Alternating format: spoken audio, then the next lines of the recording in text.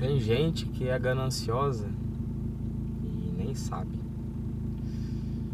Esse vídeo vai dar merda. Pra quem não me conhece, eu sou o escritor JP.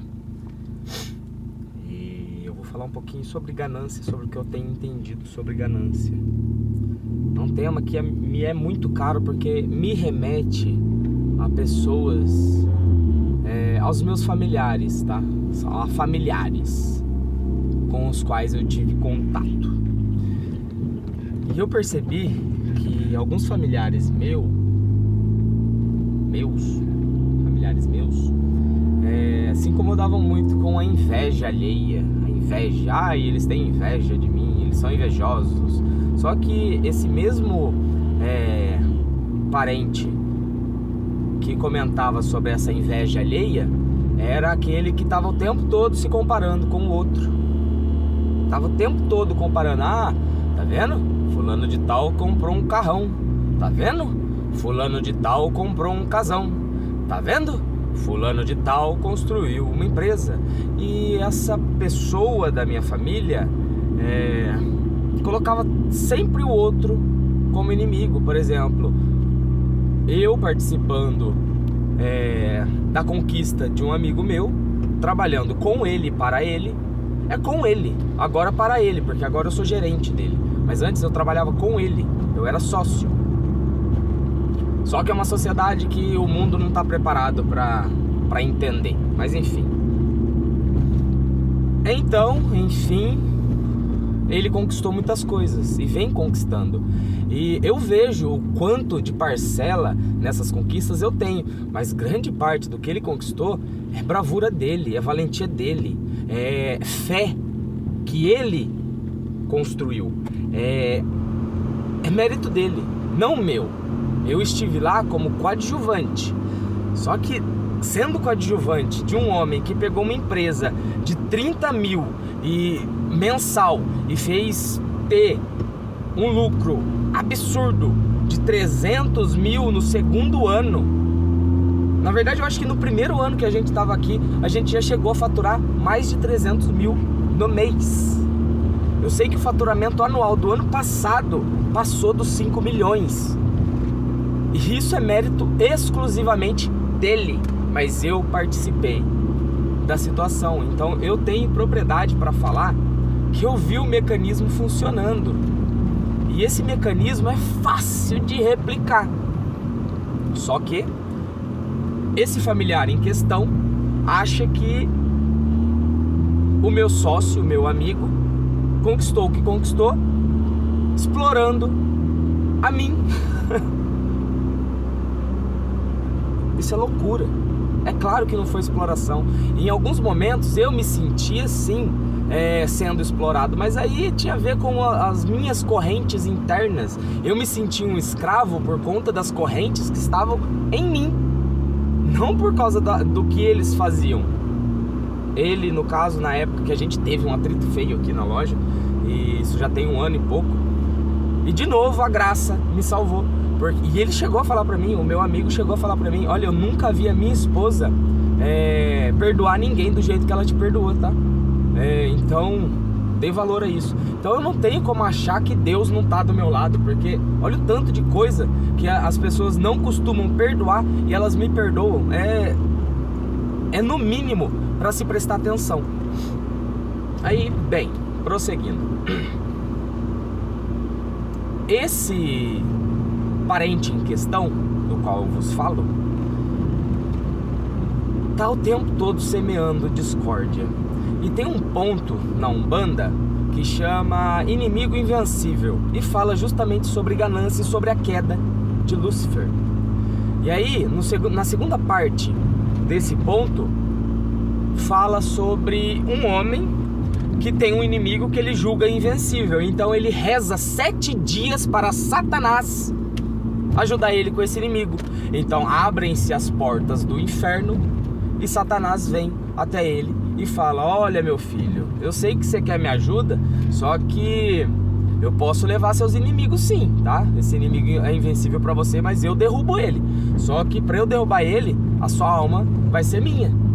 E eu vejo na inveja e na ganância alheia justamente esse pedido inconsciente para Satanás derrubar os inimigos. Porque você está o tempo todo se comparando e você odeia a conquista e a vitória dos outros. E eu já fui invejoso, então eu sei do que eu estou falando. Eu já tive inveja de algumas pessoas, só que aquilo não me pertencia. Eu invejava, mas ao mesmo tempo eu me sentia culpado por estar invejando. Eu falava, porra, por que eu tô desse jeito? Por que eu tô achando ruim da vitória do outro se eu não tenho a capacidade de fazer acontecer? Se eu não estou tendo a disciplina, o foco e a capacidade de executar. Eu via outros escritores tendo sucesso e eu ficava ao mesmo tempo feliz e triste. Feliz porque eu via que era possível escritores vindos do nada ficarem famosos com livros, mas ao mesmo tempo eu sentia raiva porque por que eu não consigo? Eu sou tão qualificado, minhas histórias são tão boas, por que eu não consigo? Mas eu nunca desejei o mal do outro, só que eu percebo que em algumas pessoas essa inveja, ela passa uma barreira que não pode ser ultrapassada, que é a barreira do admiração. Aí você fica estagnado porque você está se comparando demais. Admiração, estagnação. Admiração, estagnação. Aí, se você não para na estagnação, aí você chegou na estagnação, bateu na barreira. Ao invés de você entender o que está acontecendo, você pula essa barreira e vai pro ódio, vai pra raiva, vai pro rancor, pro remorso, ódio. Eu odeio essa pessoa, por que ela conseguiu o que eu não consigo? E aí, no final do ponto,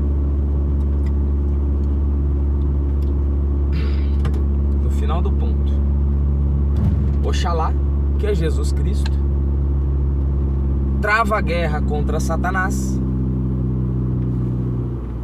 Tem que travar a guerra contra Satanás para tirar ele. Só que as pessoas continuam clamando a Satanás. Elas continuam se dizendo cristãs, mas no coração delas habita o diabo. E para quem não está entendendo o que eu estou falando, Satanás, a raiz da palavra Satã, a palavra Satanás deriva da palavra Satã. E Satã, se não me falha a memória, é separação, sabe? Toda vez que você tenta se separar do seu irmãozinho, da sua irmãzinha, você está servindo a Satanás. Agora, o que é óbvio que você precisa e tem que fazer é quando você vê que o seu irmãozinho está servindo a Satanás. Aí você se separa dele.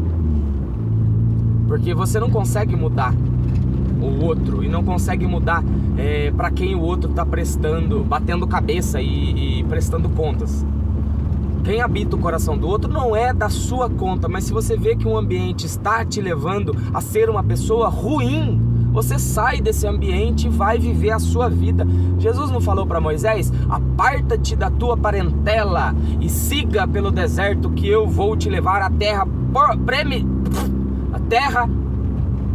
prometida.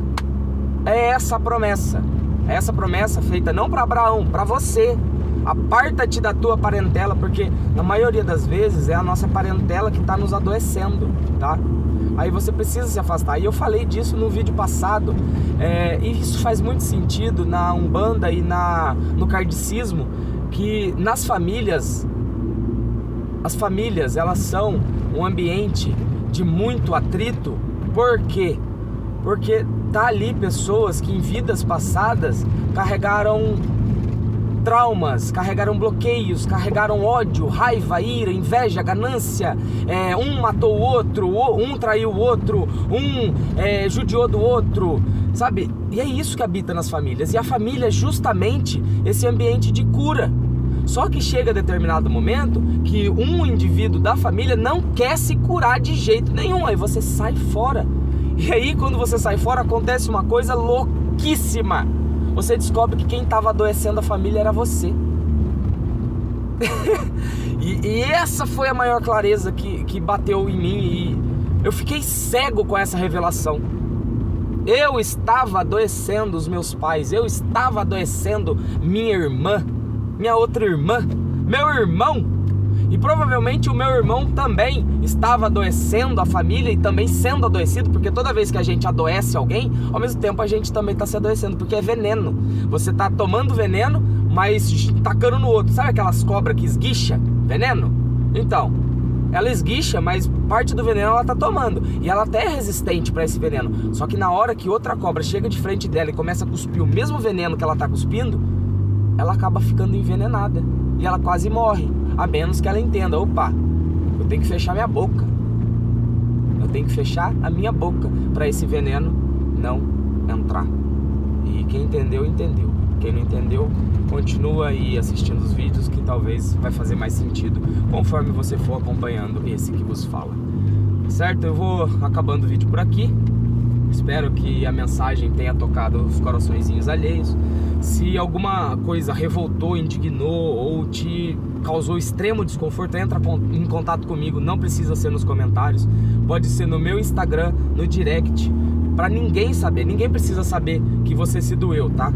Eu sei que o algoritmo do YouTube faz com que essa mensagem chegue a mais pessoas se eu ganho comentários, mas deixa só um likezinho aqui, deixa só um coraçãozinho aqui, que eu vou saber que você vai me mandar mensagem lá no Instagram e eu vou ficar atento pra cuidar de você, porque eu tô aqui pra isso. Eu quero cuidar de você na medida em que eu posso cuidar de você. Se chegar num ponto em que eu ver e analisar e falar, poxa, esse problema tá além da minha alçada, eu não tenho capacidade para lidar com esse problema, então eu vou te direcionar para profissionais qualificados, porque eu não posso curar todos os corações. Eu não sou Deus encarnado.